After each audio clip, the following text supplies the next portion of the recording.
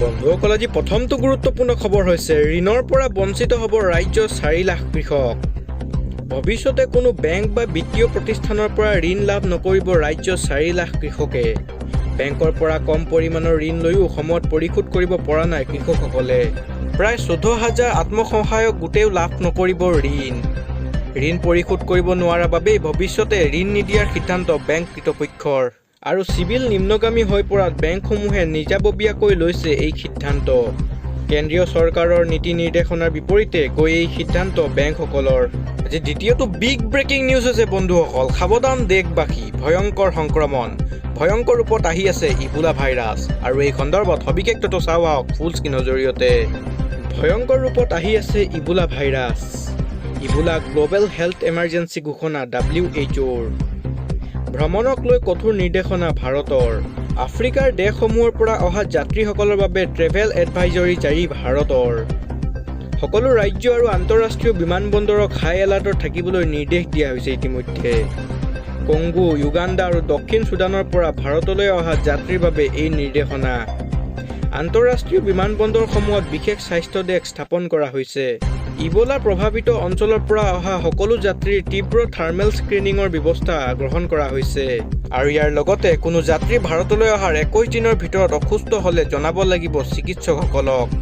যাত্ৰীসকলৰ গাত জ্বৰ, দুৰ্বলতা, মূৰৰ বিষ, বমি, ডায়েৰিয়া, অস্বাভাৱিক ৰক্তক্ষৰণৰ দৰে লক্ষ্য দেখিলে ইমিগ্ৰেশ্যনৰ পূৰ্বে বিমানবন্দৰৰ স্বাস্থ্য বিষয়াক জনোৱাটো বাধ্যতামূলক। তেজ, বমি, থু খেকাৰ বা বীৰ্যৰ জৰিয়তেও সংক্ৰমিত হয় এই ভাইৰাছ। আফ্ৰিকাৰ শীৰ্ষ স্বাস্থ্য সংস্থা CDCৰ তৰফৰ পৰা সংক্ৰমণ ৰোধৰ চেষ্টা অব্যাহত আছে। আজি পৰৱৰ্তীটো খবৰ হৈছে বহুতে বেছি গুৰুত্বপূৰ্ণ খবৰ, কিয়নো অৰুণোদয় হিতাধিকাৰীসকল সাৱধান। আহি গ'ল নতুন SOP, নিয়ম নামানিলে বন্ধ হ'ব পইচা। আৰু এই সন্দৰ্ভত সবিশেষ তথ্য চাওঁ আহক ফুল স্ক্ৰীনৰ জৰিয়তে। ৰাজ্যৰ লাখ লাখ অৰুণোদয় হিতাধিকাৰীৰ বাবে আহি পৰিছে বহুতে বেছি ডাঙৰ খবৰ। কেইবাটাও নিয়ম নামানিলে লাভ নকৰিব ধন, নিয়ম ভাঙিলে কাটি দিয়া হ'ব নাম। অৰুণোদয় আঁচনিক লৈ কঠোৰ নিৰ্দেশনা। পৰিয়ালৰ সকলো সদস্যৰ আধাৰ কাৰ্ড থকাটো বাধ্যতামূলক। আৰু আপোনালোকৰ থাকিব লাগিব স্থায়ী বাসস্থানৰ প্ৰমাণ পত্ৰ। বেংক একাউণ্টত DBTৰ সুবিধা এক্টিভ থাকিব লাগিব। পৰিয়ালত কোনো চৰকাৰী চাকৰিয়াল থাকিব নোৱাৰিব। সকলো নথিপত্ৰ আপডেট হৈ থাকিব লাগিব। পৰিয়ালৰ বাৰ্ষিক আয় 2 লাখ টকাতকৈ অধিক হ'ব নোৱাৰিব। পৰিয়ালৰ কোনো সদস্যৰ নামত 4-চকীয়া বাহন ট্ৰেক্টৰৰ বাহিৰে থাকিব নোৱাৰিব। বিধৱা মহিলা আৰু অবিবাহিতা মহিলা 45 বছৰ বয়সৰ ঊৰ্ধ্বৰ বিবাহ বিচ্ছেদিত। চৰকাৰী পঞ্জীয়নকৃত বৃদ্ধাবাসত বাস কৰা বৃদ্ধা মহিলাসকল। থুকাথুকি বা মাৰাত্মক ৰোগত যেনে HIV, থেলাছেমিয়া, হিমোফেমিয়া আদি আক্ৰান্ত পৰিয়ালে লাভ কৰিব অৰুণোদয়। লোকসকল, আজি পৰৱৰ্তীটো গুৰুত্বপূৰ্ণ খবৰ হৈছে মুখ্যমন্ত্ৰীৰ যুদ্ধংদেহী পদক্ষেপ সত্ত্বেও মিয়াৰ আগ্ৰসান। আতংকত কঁপিছে খিলঞ্জীয়া। আৰু এই সন্দৰ্ভত সবিশেষ তথ্য চাওঁ আহক ফুল স্ক্ৰীনৰ জৰিয়তে।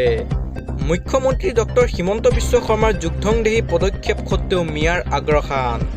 ৰাজ্যৰ চুকে কোণে মিয়াৰ দপদপনি। মাতব্বৰৰ ভয় ভাবুকিত আতংকত কঁপিছে খিলঞ্জীয়া লোকসকল। খিলঞ্জীয়া গো-ম'হ পালকক মিয়াই খেদি পঠোৱাৰ অভিযোগ। তীৰ্থনগৰী সাজুৰ দোকানীয় গ্ৰেজিং ৰিজাৰ্ভত আতংকৰ সৃষ্টি হৈছে। মুখ্যমন্ত্ৰীৰ কথাত ভেঙুচালি কৰি কোনে চলাইছে দালালি। ইফালে চামুগুৰিৰ গৰুমাৰাতো চলিছে মিয়াৰ দাদাগিৰি। পোহৰলৈ আহিছে চৰকাৰী ভূমিত মিয়া মুছলমানৰ আগ্ৰসনৰ দৃশ্য। চৰকাৰী গ্ৰেজিং ৰিজাৰ্ভৰ 70 বিঘা ভূমিত 110টা পৰিয়ালৰ বেদখল। মিয়া লোকসকলে সাজিছে ইটোৰ পিছত সিটো পকীঘৰ, সাজিছে মছজিদ আৰু দোকান। উচ্ছেদ চলাই বেদখলমুক্ত কৰিবলৈ চৰকাৰলৈ আহ্বান স্থানীয় ৰাইজৰ। ড্ৰাইভিং লাইচেন্সক লৈ আহি পৰিছে বহুতে বেছি গুৰুত্বপূৰ্ণ খবৰ, কিয়নো এতিয়াৰে পৰা ড্ৰাইভিং লাইচেন্স উলিয়াবৰ বাবে আপুনি দ্বিতীয় কাৰ্যালয়ত যাব নালাগে। ঘৰতে বহি অতি সহজতে উলিয়াব পাৰিব ড্ৰাইভিং লাইচেন্স।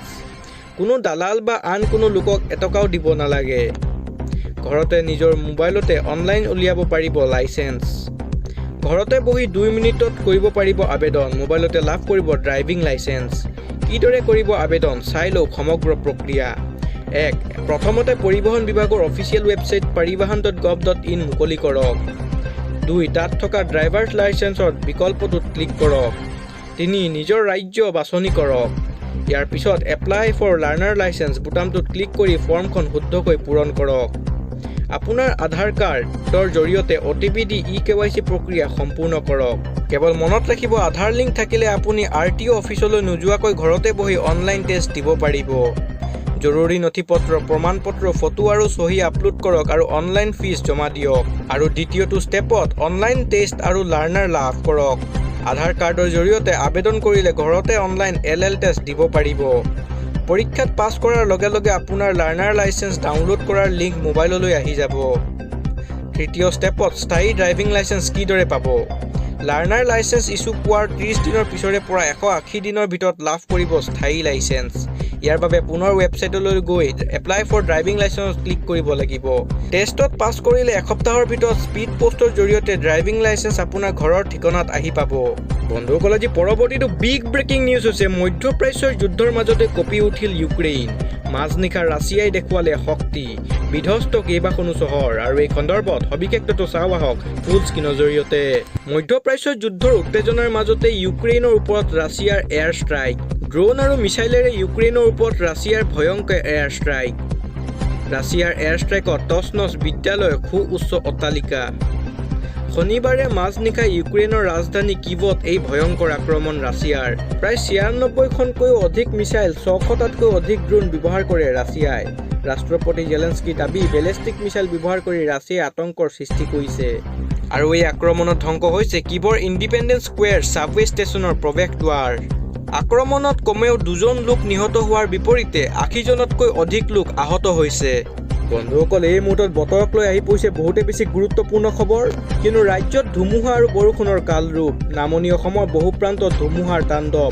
মাজনিশা 70ৰ পৰা 80 কিলোমিটাৰ আহিব পাৰে ধুমুহা। আৰু এই সন্দৰ্ভত সবিশেষ তথ্য চাওঁ আহক ফুল স্ক্ৰীনৰ জৰিয়তে। ৰাজ্যত ধুমুহা আৰু বৰষুণৰ কালৰূপ। নামনি অসমৰ বহু প্ৰান্তত ধুমুহাৰ তাণ্ডৱ। মাজনিশা 70ৰ পৰা 80 কিলোমিটাৰ বেগত আহিব পাৰে ধুমুহা। অভয়পুৰী ভয়ংকৰ ধুমুহা আৰু বৰষুণৰ স্তব্ধ জনজীৱন। বিদ্যুৎ সেৱা সম্পূৰ্ণৰূপে ব্যাহত, হাহাকাৰ পৰিস্থিতিৰ সৃষ্টি হৈছে। প্ৰচণ্ড বতাহ আৰু বৰষুণত আতংকময় পৰিস্থিতিৰ সৃষ্টি হৈছে। উভালি পৰিছে প্ৰকাণ্ড গছ, ৰাজপথত আবদ্ধ হৈ পৰিছে যান-বাহন। প্ৰয়োজন নহ'লে নোলাব বাহিৰলৈ। আগন্তুক কেইবাদিনলৈকে বতৰে ধাৰণ কৰিব পাৰে কালৰূপ। জিলাই জিলাই এলাৰ্ট জাৰি বতৰ বিজ্ঞান বিভাগৰ। আজি পৰৱৰ্তীটো গুৰুত্বপূৰ্ণ খবৰ হৈছে বাংলাদেশী বিতাড়নক লৈ বিজেপি চৰকাৰৰ ডাঙৰ ঘোষণা।